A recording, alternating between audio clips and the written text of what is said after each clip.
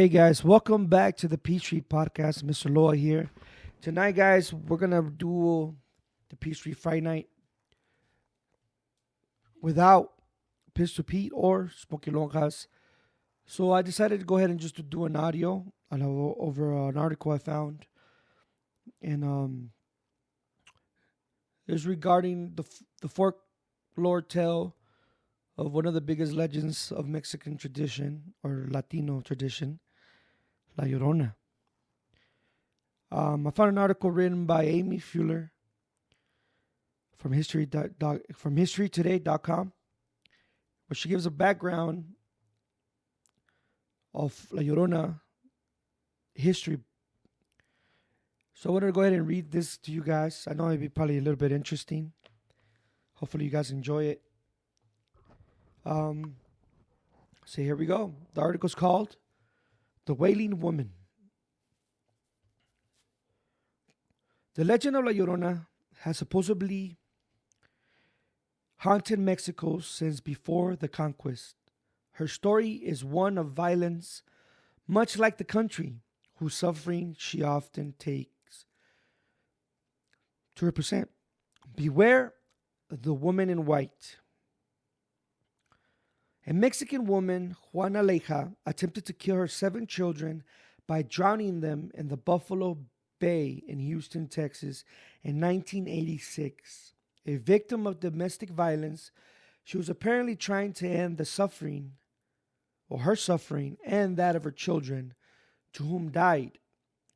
During an interview, Leija declared that she was La Llorona. La Llorona is a legendary figure with various incarnations, usually translated into English as the Wailing Woman. She is often presented as Barshi type and apparitions of a woman dressed in white, often found by lakes or rivers, sometimes at crossroads, who cries in the night for her lost children, whom she has killed. The infanticide is sometimes carried out with a knife or a dagger, but very often the children have been drowned. Her crime is usually committed in a fit of madness after having found out about an unfaithful lover or husband who leaves her to marry a woman of higher status. After realizing what she has done, she usually kills herself. She is often described as a lost soul doomed to wander the earth forever. To some, she is a boogie woman used by parents to scare children into good behavior. This folk story has been represented artistically in various guises in film, animation, art, poetry, theater, and in literature, aimed at both adults and children alike. The legend is deeply ingrained in Mexican culture and among the Chicano Mexican population of the United States.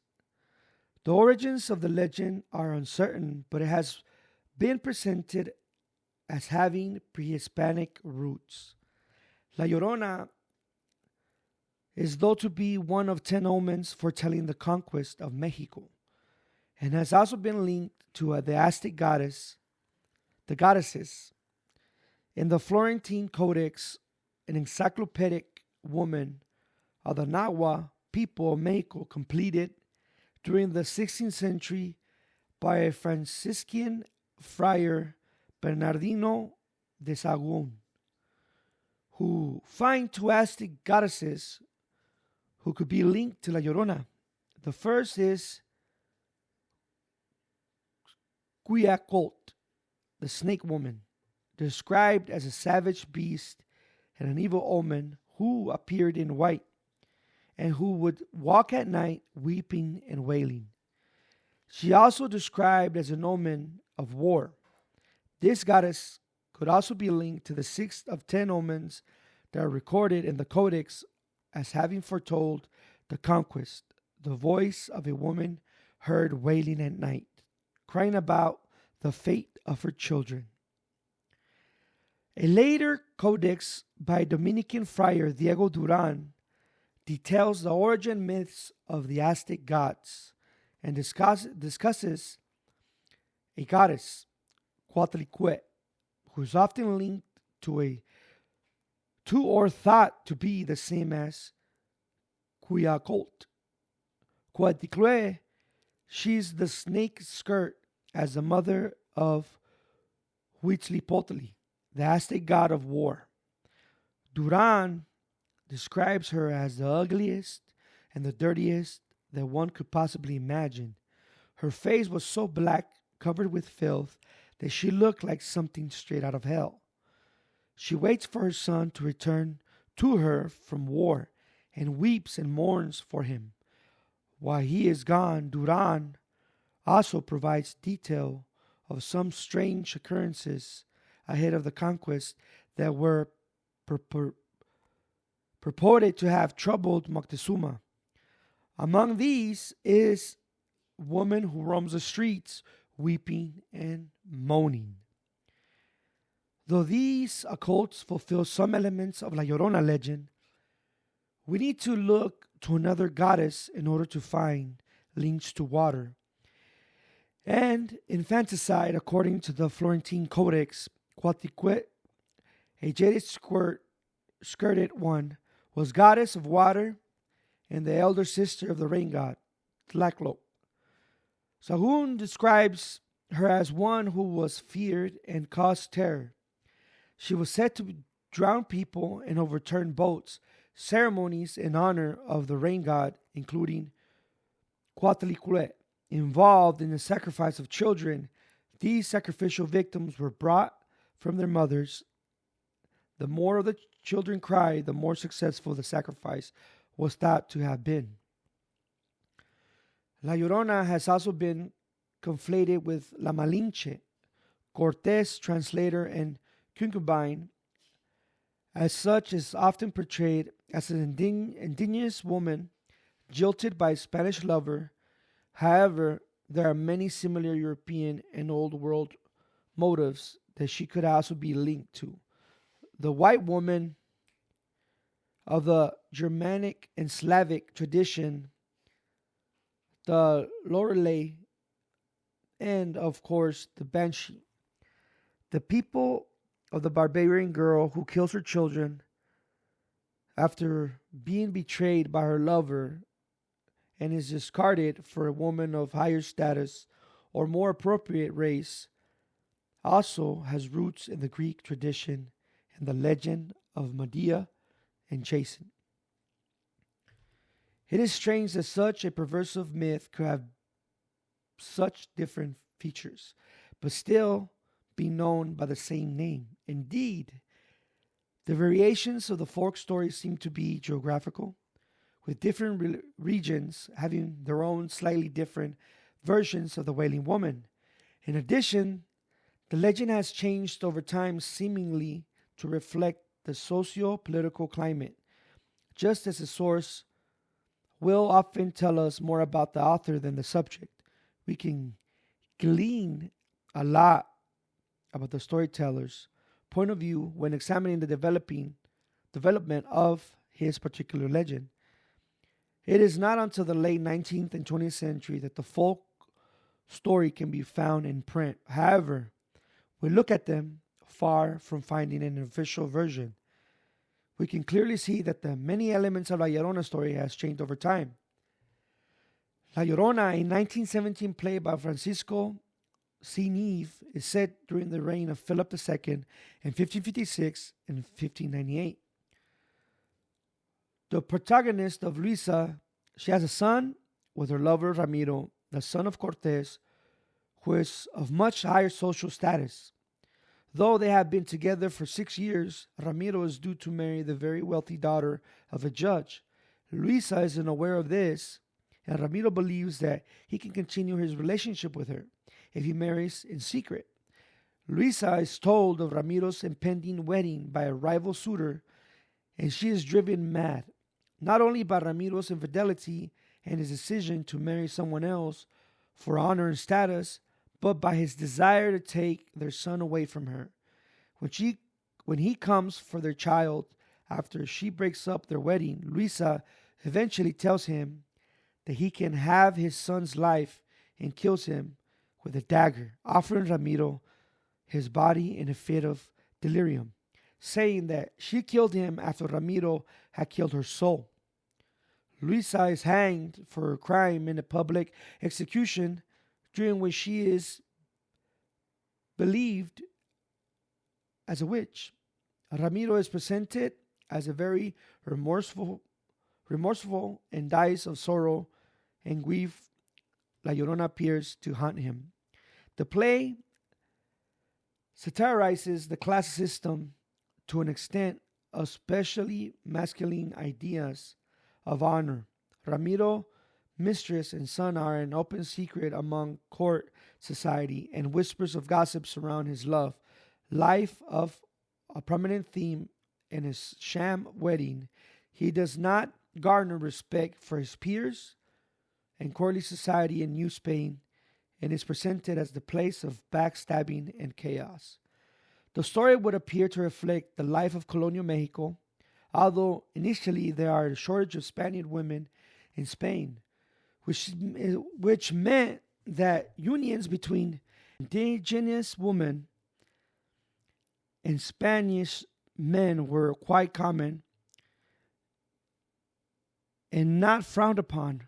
By the end of the 16th century, the population of European women was on the rise, and the status of indigenous and mestiza mixed race women fell considerably. Upon arrival in the Tenochtitlan, the imperial rulers of the Aztecs offered women, usually their female relatives, to the Spaniards, and marrying an Indian heiress became a familiar path to success.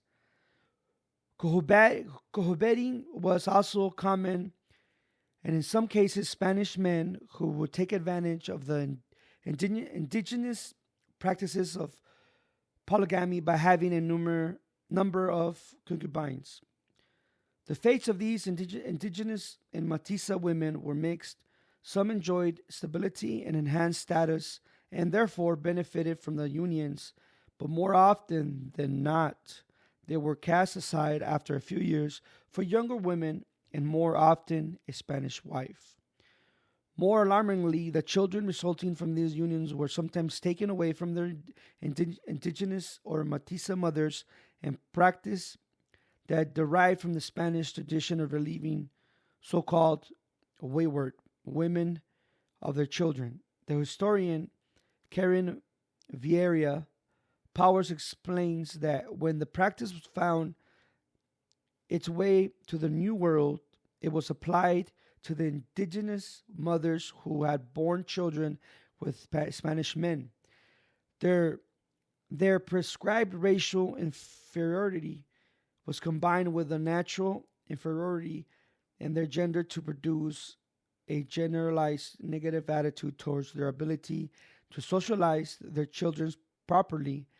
This was more often the case for the daughters, as doubts more native women capacity to the race of their mestizo daughters were especially acute, as the Spanish emphasis on sexual purity was not valued in Mexican society. Generations of children were therefore raised as Spanish, despite their mixed heritage, and thought to believe that their mothers' indigenous cultures were inferior. The situation of the indigenous and mestiza women grew worse by the end of the 16th century. The ability of Spanish women meant it was no longer necessary to create honorary Spanish wives of the mestizas, and though mixed relationships continued, their legitimation dwindled by the 17th century. Even Creole women were losing the status brought from their European descent due to the arrival of so many women born in Spain. The later colonial period also saw an increasingly emphasis of racial purity. Growing unrest and popular rebellion led to the crown passing legislation limiting the powers of the racial mixed population.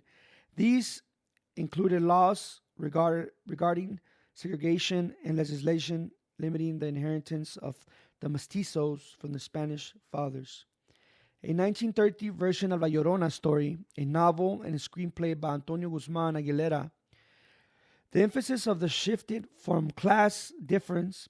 The screenplay is set in the 1930s, and the focus is on the descendants of Cortés, who are shown to have been cursed by the goddess of death. During the conquest, La Llorona manipulates the main protagonist, Margaret, and tempts her into trying to cure her son with a strain of meningitis. When she learns that her lover, the boy's father, is set to marry an American millionaire, like the 1917 play, the protagonist is driven mad by the thought of her lover might try to take her son. But it's the words of La Llorona that are pushing Margaret to madness. In the case, La Llorona turns out to be the child's indigenous nanny who is killed by a doctor who then goes on to save the boy. There are some parallels between this version and the 1917 play. The doctor who saves her son's life had always wished to marry Margaret, but in the contrast of the early story, here they do fall in love and marry. Legitimizing Margaret's son, it appears to be a metaphor for uniting the Mexican people. The final image presented in the ruins of Teotihuacan, and an old, tired Indian man juxtaposed with the airplane flying overhead and a fast car, both of which drown out the sound of the Llorona's cry, symbolizing that the curse has not been broken. Here we find that Cortés becomes a focus with his son in the role of the scoundrel. This is in keeping with the rise of the anti-Spanish sentiment in Mexico during the 1930s, most evident in the Diego Rivera's murals presenting the history of Mexico and Mexico City's National Palace. The conquest of the colonial period are portrayed as a chaotic orgy of rape, pillage, and destruction, and the indigenous ways of life. Cortés is painted as an ugly, balding, diseased character with gray skin, far from the limiting the baddies, those who the Spanish descent. However, we are all find that in this version of the story reflects upon the contemporary discord between Mexico and the U.S. and the post-revolutionary leaders deployed as strongly anti-imperialist and anti-American rhetoric and foreign policies that resist U.S. influence. Much more surprising is that the use of indigenous nanny as a villain, nevertheless, this is what reflective of policy implemented by the Cardenas government in the 1930s, in particularly which sought not to indigenize Mexico, but Mexicanize the Indians. Though, on the one hand, the glory of Mexico's indigenous past has been an important part of the nation's identity, there was also a discourse that the caste, the Indian, and the Indian culture was not as truly Mexican, but rather as impediment to the unification of the Mexican nation, and the mestiza touted as a solution to this problem. Later, versions of the Wailing Woman story presented in the Valiant of Spain have created heroes in the mestizo and indigenous cultures. Carmen Toscano's 1959 one-act play La Llorona, for example, presents a harsh critic of the conquest of the colonial period, with especially attention paid to the treatment of the indigenous people by the Spanish conquistadores. The spiritual conquest is also presented as the very shambolic and overall New Spain, and shown to be a place of chaos with great tensions between clergy and secular authorities. The protagonist is Luisa, a mestiza, and her lover, Nuño. A Spanish conquistador marries Ana, a wealthy Spanish lady, in secret, planning then to return to Spain. He does not appear to care for Luisa, and neither are particularly interested in their children. Luisa stabs them to death and throws the bodies into the canal without much remorse.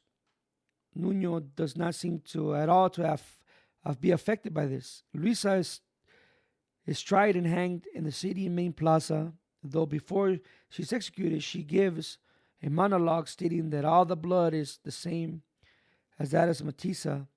She does not know where she belongs or which tradition to adopt.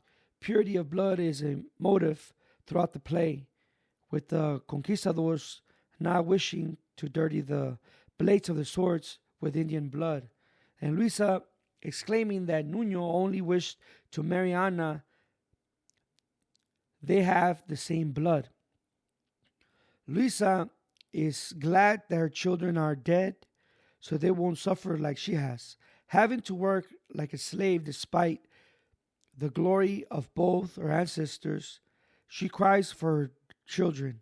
After executions, Luisa takes her revenge as Nuno collapses and dies. A poet describes his sad soul in the ruins of Tenochtitlan. It would seem that the abandonment of Luisa represents the abandonment of Mexico by Spain. Once its land had been exhausted of resources, here we find excuse me. Here we find a return to many ideas expressed in the 1917 play. Though the imagery is much more explicit, it seems to be representative by the ideas of a Nobel Prize winner, Octavio Paz. In his 1950 essay, The Labyrinth of the Solitude, Paz describes La Llorona as one of the Mexican representations of maternity, and as such, she is presented as a symbol of Mexican identity. This identity, according to Paz, revolves around Mexicans' views of themselves as hijos de la chingada. Paz explains that the verb chingar denotes violence as emergence from oneself to penetrate another by force. La chingada is the mother forcibly opened, violated, and deceived. The hijo de la chingada is the offspring of violations, abductions, and deceit. These violations is the conquest of the quintessential symbol of which is La Malinche, or Doña Marina, who, despite having been sold into slavery and given to the conquistadors, and therefore having limited agency of her own, has been painted as a traitor to her people. This anachronistic and highly misogynistic views that lays the blame of the defeat of a civilization at the feet of one disenfranchised woman has remained popular to this day. Indeed, Paz himself states that the Mexican people have not forgiven La Malinche for her betrayal. This is the face of indisputable evidence that the Aztecs were defeated by the Spanish force aided by thousands of indigenous allies, and in fact that the conveniently forgotten of popular culture. In Mexico, creation myth La Malinche has become Eve, in regard for her relationships with Cortés. Paz insisted that she gave herself voluntarily to the conquistador, but he forgot her as soon as her usefulness was over. And so it is easy to see how she could be merged with the legend of the Wailing Woman. The fact that she bore Cortés as son has also fueled this conflation. The union symbolizes the birth of Mexico as a nation of forcibly mixed race people. The annual performance of La Llorona on Mexico City's Lake Xochimilco most explicitly presents the importance of the legend as an expression of Mexican identity. For example, one advert for the production of the states that our nation was born from the tears of La Llorona. This version of the play runs for 2 weeks at the end of October and the beginning of November, overlapping with the Day of the Dead celebration, and has been performed for over 20 years. There are similar themes expressed in this play as the 1959 version by Carmen Toscano. The Spaniards, again, are the villains and the fairly one dimensional, whereas the indigenous ceremonies are completely sanitized and totally peaceful. Where it differs, however, is that the character of La Llorona is now an indigenous woman rather than a mestiza. Similar, however, she is also seduced by a conquistador, who then runs off with a Spanish lady. The indigenous girl is driven mad by her lover's betrayal, drowns herself and her unborn child in the lake. The current version of La Llorona story is another rehashing of the Cortés Malinche story. La Llorona is portrayed as a traitor to her people by passing information to the Spaniards, which led to their defeat. This has now become a common element of the legend, along with providing a nod to Doña Marina.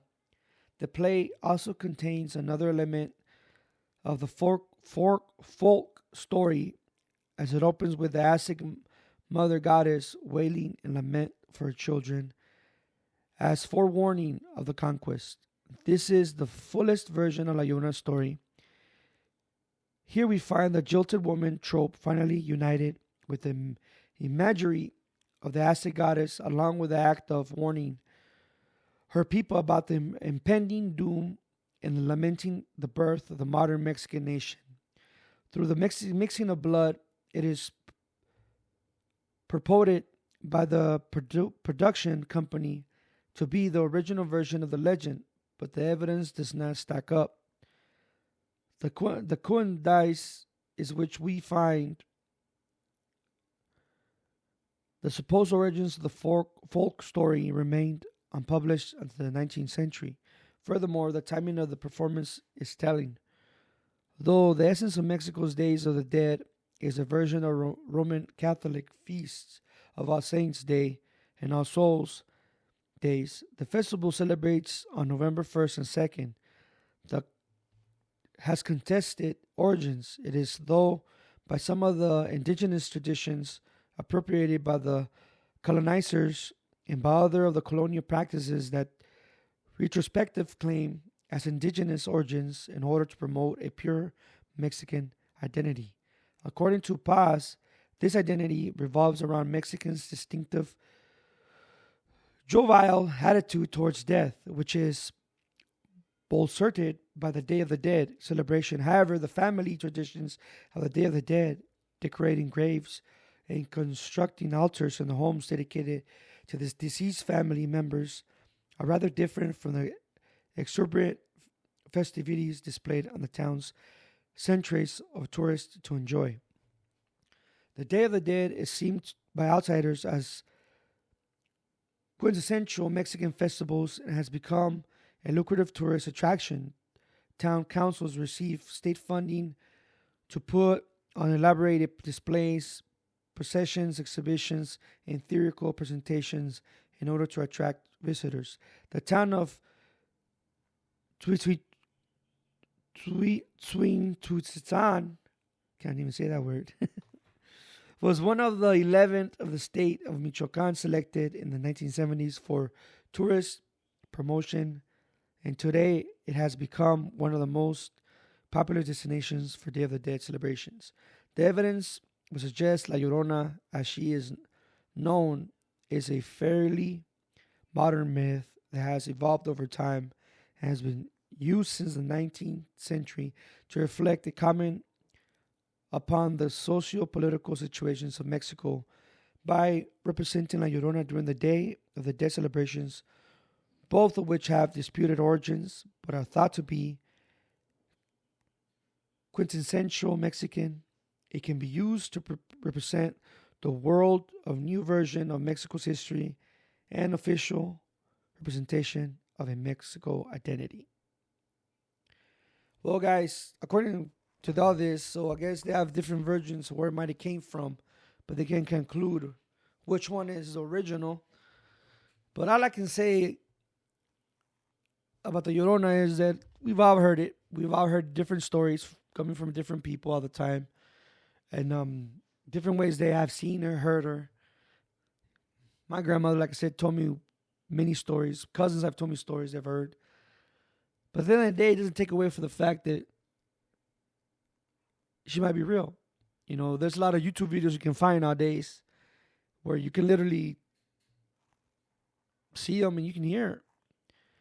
So maybe it is one of the goddesses crying. But at the end of the day, we'll never know. One thing is for sure, though, I've heard that if you hear her wailing and she sounds close, that means she's far away. And if you hear her far away, that means she's very close. So, with that said, guys, I'll leave that here. I think that was a pretty cool story. You know, a little background on all that. And we'll see you next time. Mr. Lloyd here signing out. God bless. See you later, guys. Peace.